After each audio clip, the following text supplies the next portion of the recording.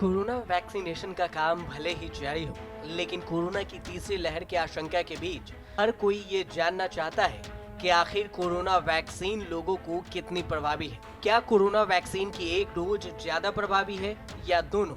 Vaccine की dose को लेकर पहले भी कई स्टडी सामने आ चुकी है, लेकिन इस बार US central for disease control and prevention की स्टडी सामने आई है। इस स्टडी के मुताबिक कोरोना वैक्सीन लेने से कोविड-19 होने के बाद अस्पताल में भर्ती होने और मृत्यु की संभावना कम हो जाती है। कोरोना वैक्सीन डेल्टा वेरिएंट पर भी अपना असर दिखाता है। वैक्सीन की वजह से बुजुर्ग, खासकर 75 साल की उम्र से ज्यादा लोगों के बीच मृत्यु की संभावनाएं कम होती जा रही है। इतना ही नहीं, वैक्सीन पर अध्ययन कर रहे रिसर्चर ने कहा, संयुक्त राज्य में 9 राज्यों से अस्पताल में भर्ती होने के आंकड़ों का विश्लेषण किया गया था। अध्ययन में 32,000 से अधिक तत्काल देखभाल केंद्रों और अस्पतालों को शामिल किया गया, जिसमें यह पाया गया कि Moderna Inc vaccine Pfizer BioNTech या जॉनसन एंड जॉनसन की तुलना में अस्पताल में भर्ती होने से रोकने में अधिक प्रभावी था। यह सभी उम्र के व्यक्तियों के बीच नोट किया गया।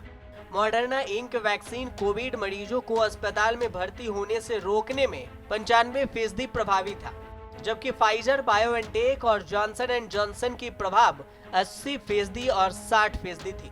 हालांकि एक अन्य अध्ययन में यह पाया गया है कि फाइजर एंड बायोएनटेक और ऑक्सफोर्ड एस्ट्राजेनेका की टीकों की 2 खुराकों से मिलने वाली सुरक्षा 6 महीने के भीतर कम होने लगती है। ब्रिटेन के जो कोविड अध्ययन के विश्लेषण किए गए डेटा में पाया गया है कि कोविड-19 संक्रमण को रोकने में फाइजर वैक्सीन का प्रभाव वैक्सीनेशन के 5 से 6 महीने के बाद 77% से गिरकर 67% हो गई। वहीं एस्ट्राजेनेका वैक्सीन का प्रभाव 5 से 6 महीनों में 77% से गिरकर 67% हो गया। तो वहीं भारत में केंद्रीय स्वास्थ्य मंत्रालय के एक अधिकारी ने शनिवार को बताया कि कोविड वैक्सीन की पहली डोज लेने वालों में मौत का खतरा 96.6% कम हो जाता है।